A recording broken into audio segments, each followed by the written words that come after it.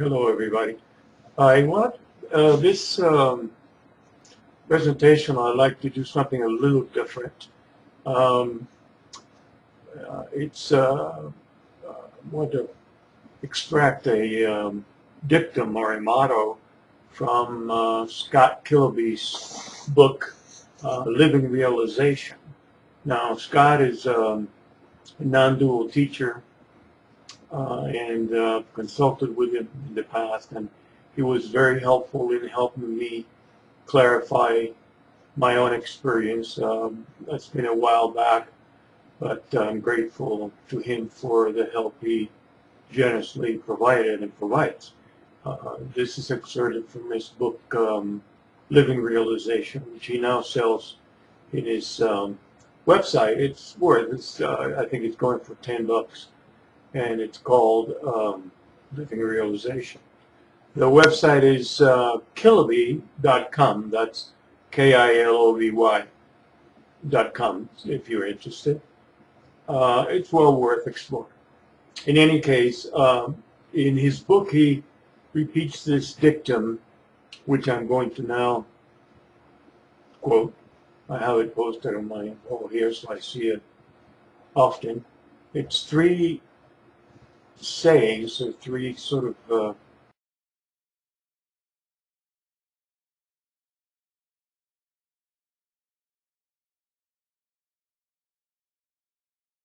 consecutive guidelines. The first one is recognize present awareness. Recognize present awareness. The second one is don't move to manipulate any appearance within awareness. That's don't move to manipulate any appearance within awareness. And the third is see that appearance is not separate from awareness.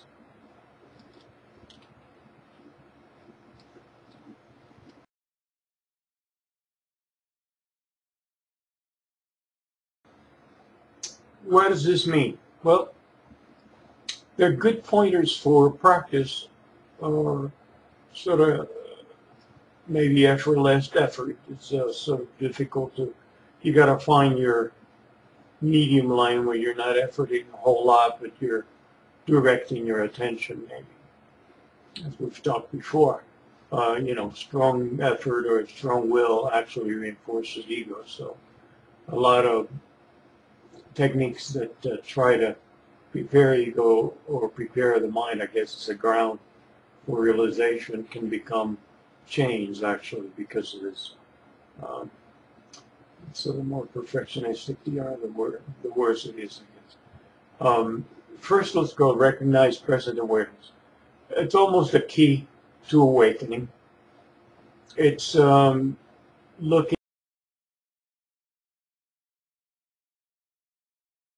at least we could do it intellectually, if not experientially, which would be ideal, but that everything we experience, our world, things out there, the mountains out there, the body here. As I look down, I have no head. I don't see my face. I see it in the camera, but not, there's these legs and these arms. In any case, all that is flowing or appearing from an awareness which is completely before any object. It's not an object. It's not graspable by the senses. In a sense, it's nothing. It's a way of saying it. Yet there's nothing, like the surface of a mirror in itself is no image, contains the whole world, just as Alice saw the whole world behind the mirror. We see the world in this space that we are, this opening that we are, that manifests the world. So first of all, recognize present awareness. Somehow, intuitively, like Adyashanti might say, kinesthetically sense this background, this blank screen of awareness, giving rise to everything. The second dictum is maybe even more important in the sense it could be practiced without the insight, which is don't move to manipulate any appearance within awareness. Another way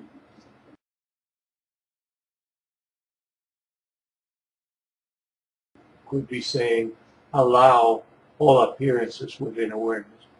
Or Dilgo Khyentse used to say, leave the risings in the risings. The rising is the bubbling up of mind and senses. And of course, whenever, often we see something, we criticize it, evaluate it, segregate it, analyze it. All that is mucking around with appearance. However, we can just open and receive, be receptive to the presentation of phenomena. It's Longtempa, I might say, in Buddhism. Don't move to manipulate. Again, we have a thought. We might react to the thought, mentally create another thought, and create another thought. We have an emotion. We may react with pleasure, with displeasure, and so on and so on and so on. It becomes pretty obvious. Just allowing. And for example, meditation techniques, those that occupy the mind and following the breath, as we have discussed before, could become misused into a club to suppress, repress, numb the mind from reactions. The idea that everything has to be calm. But the real purpose of, for example, following the breath is to distract the attention and the will to the breath. And then the other 75% just allows the risings in the background, allowing, not mucking with them, not altering them. And when that happens, of course, there's the rising, temporary appearance, and then a dissolution. It's kind of like the landscape, when you go through those ski lifts and cable, things just keep passing, effortlessly. So not to move, to manipulate. Very important. Allowing this space, becoming this space. In fact, you are the space, so it's becoming what you are, or recognizing, ideally recognizing what you are. And the third is see that the appearances are not separate from awareness, which means, we could get trapped in the notion that, yes, emptiness is everything, the void is supreme and absolute, and the world is negative and ugly.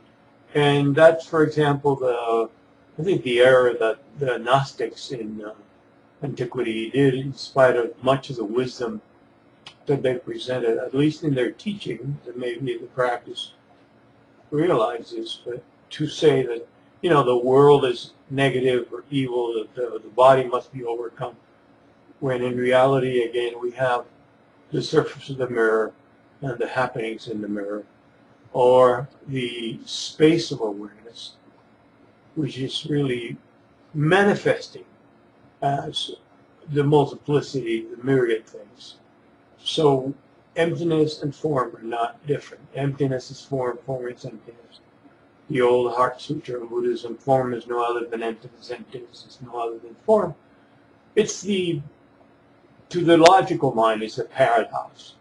But to the intuitive heart, to the intuitive mind, it's understandable that, there's this open spaces being, and from it flow manifests the myriad things. So the myriad things are not separate from awareness. So again, reviving now, I'm going to repeat, and you can now give it the meaning that I have just transmitted. Recognize present awareness. Don't move to manipulate any appearance within awareness. And see that the appearance is not separate from awareness. Those are three dicta from